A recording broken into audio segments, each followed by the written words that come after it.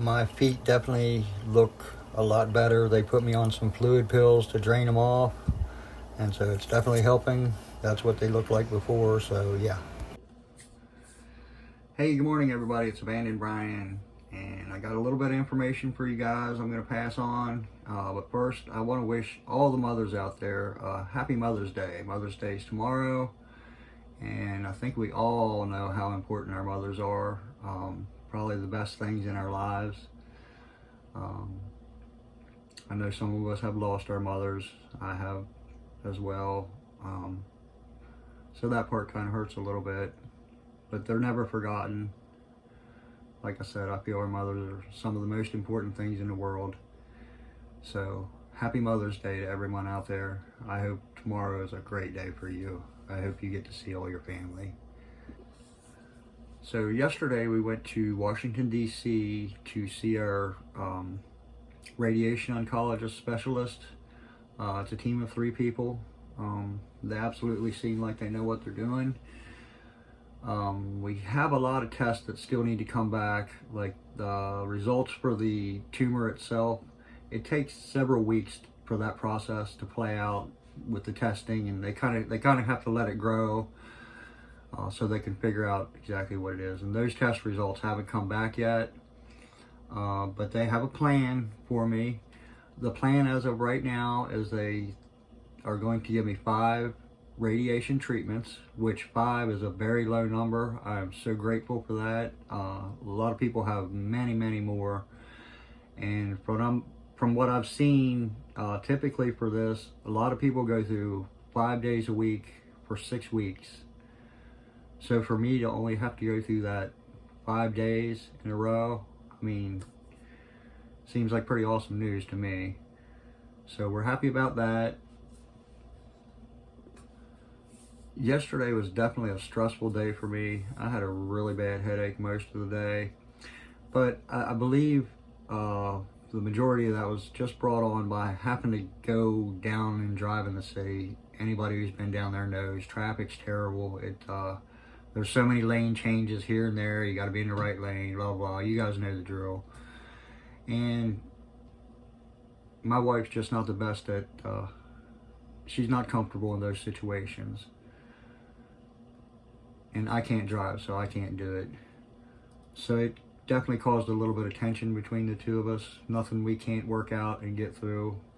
But I believe that was the basis of the headache yesterday. It seemed after we got home from the doctors, I started feeling a lot better, and the headache went away. So I really feel like that was just stress. And so my sister-in-law jumped in straight away, and she said, "No, we're not doing that anymore. I'm going to drive you." So she's going to take us to however many appointments it takes. Which, there again, my support team, unbelievable. I don't think I could have a better support team. I'm so grateful for them. So that part will be taken care of. We don't have to worry about that stress anymore.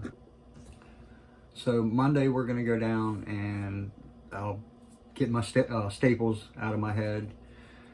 And we also have an appointment for the radiation. What they're going to do is they make this kind of a mask that form fits to your face.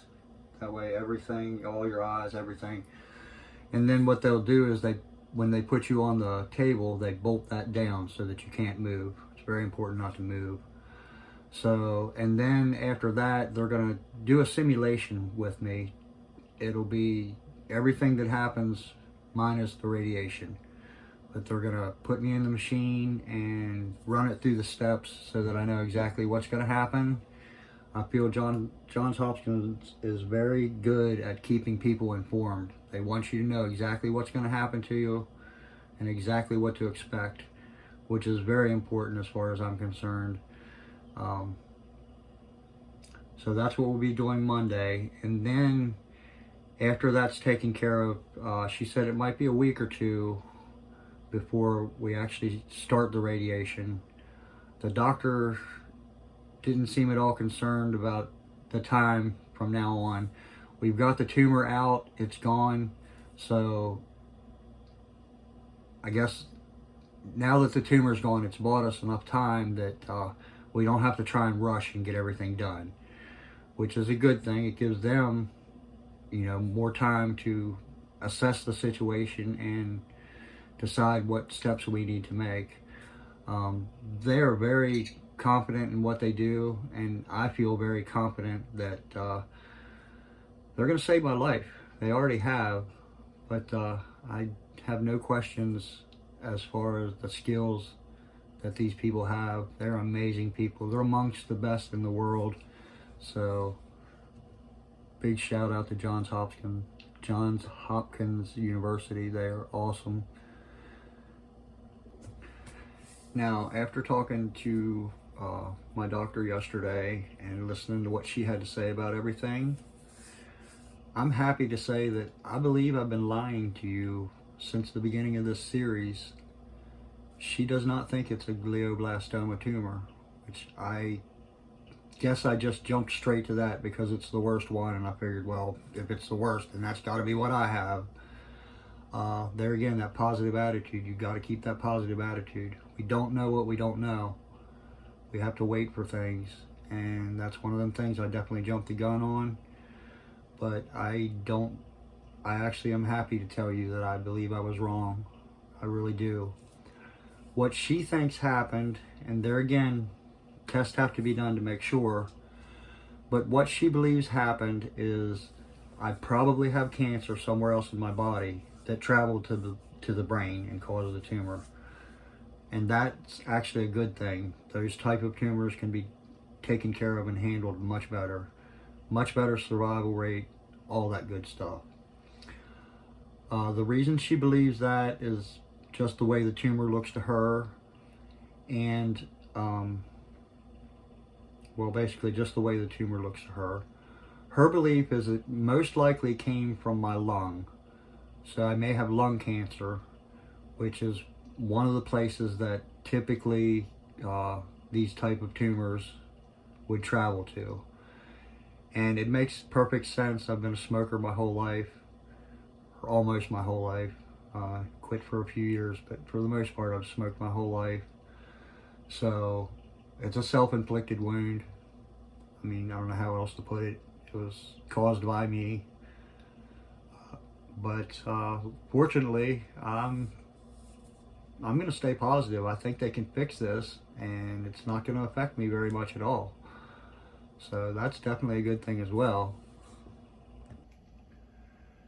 They put me on some fluid reduction pills the other day, and you can see my feet and ankles look much better.